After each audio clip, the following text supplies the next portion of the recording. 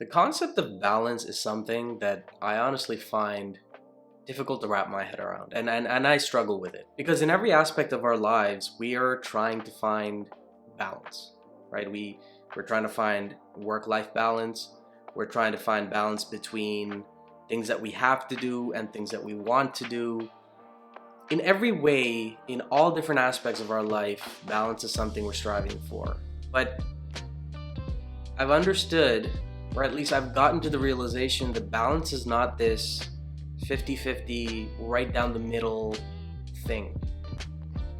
Balance feels more like a moving target that slides up and down like a number scale. Depending on the thing that you're going through, depending on the goals, the pursuits that you're undertaking, depending on where you're at in life and what you might be going through emotionally, physically, spiritually, with personal relationships, professional relationships, etc., all of it, that balance point rarely ever stays in the middle, rarely ever stays at the 50% point or the equidistant equilibrium point that everything gets equal amount of your time. No. It's almost always where, depending on the day or the week or the month or the period that you're in, that point of balance will shift almost to 70, 80, 90, depending on what you're doing. And then it'll shift back the other way, or stay at 70, 80, 90, and it's pointed towards something else, right? So your physical health might be in a state where it's requiring more of your time. You're realizing I need to really crack down on how I'm eating, the exercise, and just moving and getting activity. And before that, you were trying to give a little bit of time for your body, but also time for your work, and maybe you had hobbies you were trying to do, or just hanging out with friends or whatever.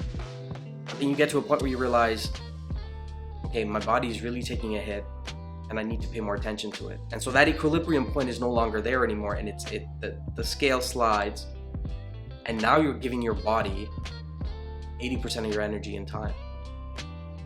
And I've found this to be such an interesting revelation, because I think a lot of us often beat ourselves down by saying, no, I need to be strict with balance. I need to have this rigidity and balance of work and life and play and discipline, and I need to keep to these things that I've said I'm gonna do, no matter what.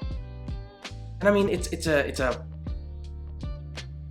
pardon the pun, it's a delicate balance, right? It's a fine line and a fine dance where it's good to be disciplined. It's good to set certain things up in a way where you don't mess with it, you don't compromise on it, you don't skirt it, you do what you have to do. But you're always having to be mindful, and you always should be mindful of what are you going through, what's happening, and is this